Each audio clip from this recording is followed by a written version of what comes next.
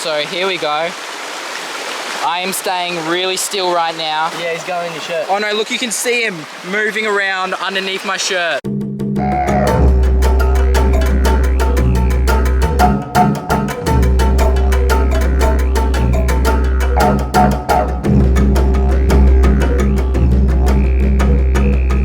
Everyone, welcome back to another video. I hope you guys have been doing well. So pretty much what I've got planned for today's video is I'm going to be looking for some deadly animals, and in particular snakes and reptiles. So what I'm going to be doing over the next couple days is walking around these creek systems, seeing what species of reptiles we can find and getting them up close to the camera, because these guys are quite literally everywhere. So let's get into it and see what we can find.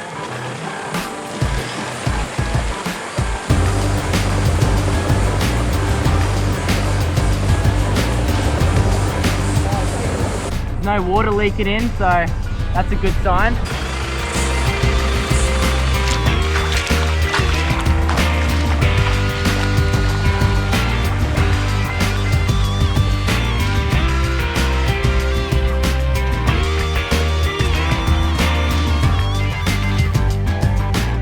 So I've been walking up the creek for about 20 minutes now, and I just made it to this beautiful pool right here. This is the same pool that I not only found that 1.5 meter long eel in, but it's also where I went swimming with that massive coastal carpet python. Yeah, he does look pretty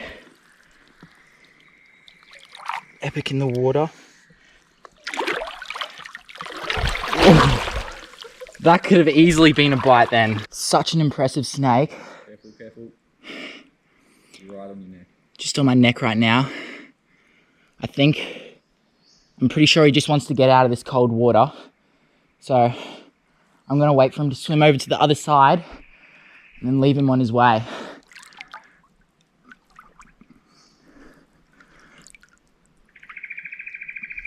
So cool. Just sharing this awesome experience with this big coastal carpet python. I can tell he's gonna love getting out of the water here. Look at him just scaling that rock right now. Now this place is pretty well as untouched as you can get here in Australia. So what I'm gonna do before I actually go in there, I bought my snorkeling gear. I'm gonna go for a swim, see if I can find that eel and see what else I can find. I'm gonna go for a walk up the creek even further and see what other species of animals we can find, because this place is literally just filled with them. So let's start walking up there.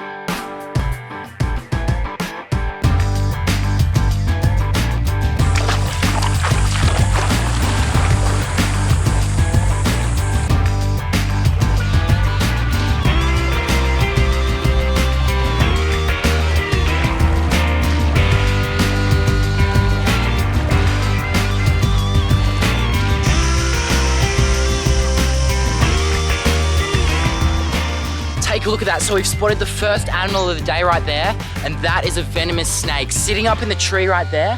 That is known as the brown tree snake, or more commonly known as the night tiger. Now this is an arboreal species of snake, meaning they live most of their lives up in the trees, and that's what this guy's doing. They're also a nocturnal species. It's pretty late in the arvo at the moment, so it's not going to be too long before he's actually coming down and hunting later on tonight. Now in one of my last survival videos, you would have seen me film the green tree snake. Now normally these snakes are a bit of an olive color, a bit green under their belly, but you can see this blue coloration, and that's actually what's under their scales. And when they get a bit agitated and stressed, they'll actually move their scales to show this blue color.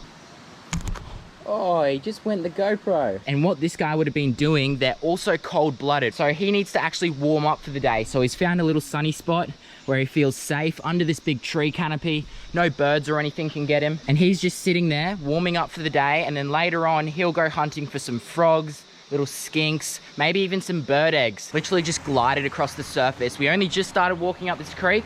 We've already found that little fella. That is a non-venomous species, and the difference between these two is this guy up here is venomous, but they're not considered dangerous to humans. So I've got a mate called Nick who does a lot of wildlife photography up in North Queensland, and he was actually bitten by one of these snakes a couple years ago. So he was actually photographing it, and it bit him, started chewing on his finger, and he was trying to dunk it in water and pry it off of him. And within a couple minutes, his hand started swelling up really bad. He had blurry vision, he was really dizzy, went to sleep, woke up the next morning, getting blisters all down his hand, and it took about 3 days to go back to normal, and that was from one brown tree snake bite. But the worst story I've heard was a kid actually died after getting bitten by one over on the island of Guam, and he didn't die from the potency of the venom itself, but he went into anaphylactic shock. And although that's a really rare occurrence, it still can happen getting bitten by snakes like this, so it's best just being careful. So as I was saying, they're a rear fang species of snakes, so how these guys actually hunt is what they'll have to do is they'll have to find a rodent, a bat, anything like that. That's what these guys are feeding on. They'll strike out and they'll actually hold on to their prey. A lot of highly venomous snakes will bite it and let it go, let it run off and wait for it to die, but these guys don't have the ability to not only kill their prey straight away, but to inject the venom. They actually have to chew it a little bit. So they'll grab a bat, they'll grab a small rodent or a lizard or something, even a bird, and they'll wait for that animal to actually die in their mouth and then swallow it whole. And these are very greedy snakes. Sometimes they can eat 3/4 of their body weight in one single day, which is just crazy. Now, what I'm about to tell you is without a doubt the craziest fact that I've ever heard about these brown tree snakes. Now, what happened was just after World War II, a handful of these snakes were actually stored in the weapon bags and brought over to the island of Guam. And these guys up here just spread like absolute wildfire. Now, at the moment on that island of Guam, it is believed that there are 2 million individuals of these snakes, and every 1 squared kilometer, there's about 5,000 of these guys in that area. And as cool as that story was, this is the reason right here why you should never introduce any species to any other place that they're not native at. 10 of the 12 native bird species on the island of Guam totally disappeared. And not only did they put a dent in the bird population, they put a huge dent in the flying fox population. And all of this devastating destruction of flying animals on that island has actually reduced the forest growth population by between 60 and 90%. Look at him just stretch out his body like that and grab up onto the tree. That's how they get their name, brown tree snakes. These guys are incredible climbers, spending most of their life up in the canopy. I love how I see him at the top of the tree. He comes down and then just goes back up and does his thing, like he doesn't even care. That's why I love coming out here into the wild, having experiences like that with awesome animals. But what I'm gonna do now is go try have some more, but not on the land this time, in that crystal clear water right there. This is such a beautiful creek system. To everyone who's doing it a bit tough at the moment, who's in lockdown overseas and everything like that, I hope these videos are giving you a little bit of happiness, and soon this will be you guys. It'll all be back to normal soon enough. But yeah, I say we get in there, go swimming and see what we can find.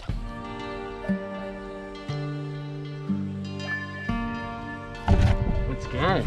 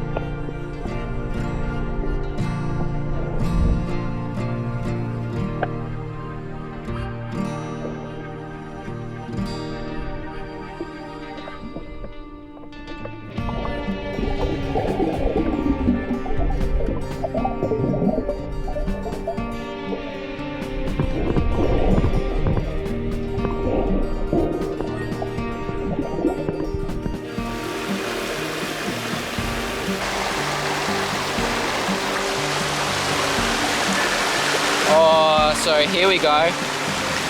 I am staying really still right now. Now the reason why they're called tree snakes is because these guys love climbing. So what he's doing right now is, I'm a very warm body, so he's just sitting on me, sussing out the situation. But he doesn't really seem to be scared at all, hey. That's pretty cool. But he doesn't like this camera or banjo. Every time you put it up to him, he's just focused on that. It's like he thinks I'm a tree or something. Look, he's looking right at the camera and doesn't even seem to care around me. Oh, he's going in your shirt. Is he? Yeah, he's going in your shirt. Yep. Yep. Oh, I feel him. You can see him. You see him moving up? I got a perfect shot of him. Film up to me. He is climbing up my shirt at the moment. This is him right here. Oh, I thought he crawled off then. Oh no, look, you can see him moving around underneath my shirt. Is he fully up in there now? Yeah, he went up your shirt, that's what I saw. Oh, he's right there. Oh, he's just getting warm.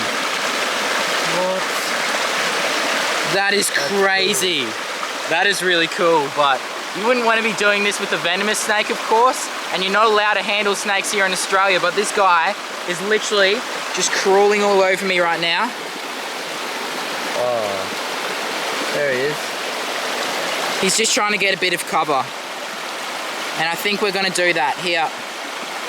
I'll try coax him just off me at the moment.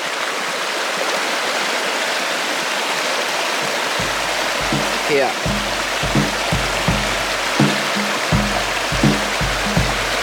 There we go. We'll move him back down onto the log and let him do his own thing.